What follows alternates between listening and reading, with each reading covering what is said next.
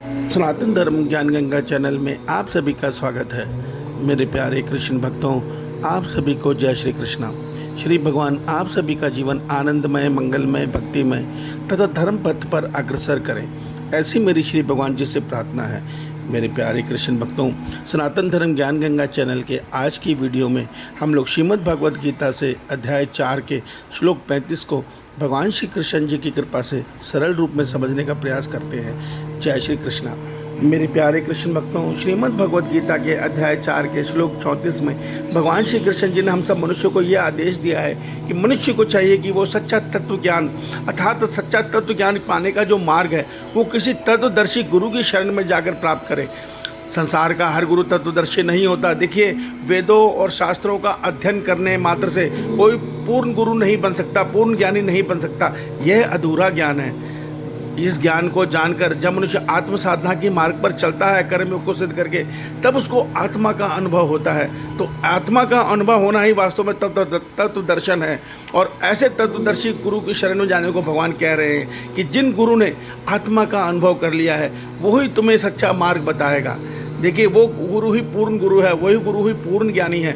भगवान कहते हैं कि सच्चा ज्ञान का अधिकारी वही है जिसने वेदों और शास्त्रों के ज्ञान के साथ अपने स्वरूप का दर्शन कर लिया है, अर्थात अपने वास्तविक स्वरूप आत्मा का अनुभव कर लिया है। वही सच्चा गुरु है। उसकी शरण में जाके हमें तत्व ज्ञान जानना है। उससे आगे आज अध्याय 4 के श्लोक 35 में भगवान श्री कृष्ण जी अर्जुन के माध्यम से हम सबको यह सत्य बता रहे हैं कि हे मनुष्यों, जब मनुष्य को सच्चा तत्व ज्ञान प्राप्त हो जाता है तब ऐसे मनुष्य की दृष्टि संसार के प्रति बिल्कुल बदल जाती है। उसको उसके अंदर से मोह सर्वथा खत्म हो जाता है और उसको संसार का हर प्राणी, चाहे वो किसी भी योनि का है, सब में एक ही आत्मा का अनुभव होता है। वो ये सत्य देखता है कि किसी आत्मा में कोई भेद नहीं है। केवल हर जीवात्मा ने कर्म फल के अनुसार प्रकृति ने उनको अलग अलग शरीर धारण करवाए हुए हैं और उन शरीरों को प्रकृति उनके कर्म अनुसार नचा रही है, मगर आत्मा सब में एक रूप से चेतन ऊर्जा दे रही है, चेतन शक्ति दे रही है। आत्मा दृष्टा है। आत्मा कोई कर्म नहीं करती, कर्म कर रही है प्रकृति। किसके द्वारा? इस शरीर के द्वारा।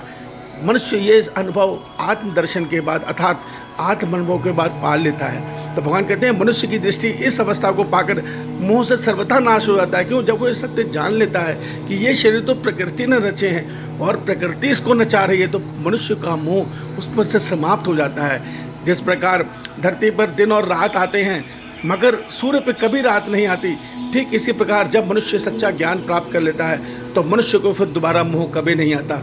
और इस ज्ञान की अंतिम सीढ़ी मनुष्य को यह अनुभव होता है कि हम सब आत्माएं एक परमात्मा से जुड़ी हुई हैं, हम सब उनका अंश हैं और उनकी ही शक्ति से इस संसार का संचालन कर रहे हैं। हमारा इसमें कोई हाथ नहीं है, हमारा इसमें कोई यश नहीं है। जो कुछ है सब मेरे परमात्मा है, हम सब तो उनके अंश मात्र हैं। मेरे प्यारे कृष्ण भक्तों, ये दृष्टि सुनकर आप हम लोग नहीं समझ सकते।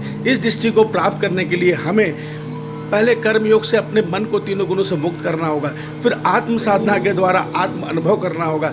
जब आत्म अनुभव होगा तब हमें ये दृष्टि, ये अनुभव प्राप्त होगा। मेरे प्यारे कृष्ण भक्तों, यही अनुभव होने के बाद मनुष्य की मंजिल बहुत पास रह जाती है और मनुष्य अपने आत्म स्वरूप से आसानी से मन और आत्मा को परमात्मा में स्थिर करके अपने प्रेम भरी पुकार से अपने परमात्मा को रिझा लेता है और स्वयं को अपने परमात्मा से मिलन करने के लिए परम धाम में पहुंचने की इजाज़त पा लेता है। ईश्वर आप सबका कल्याण करे। जय श्री कृष्ण।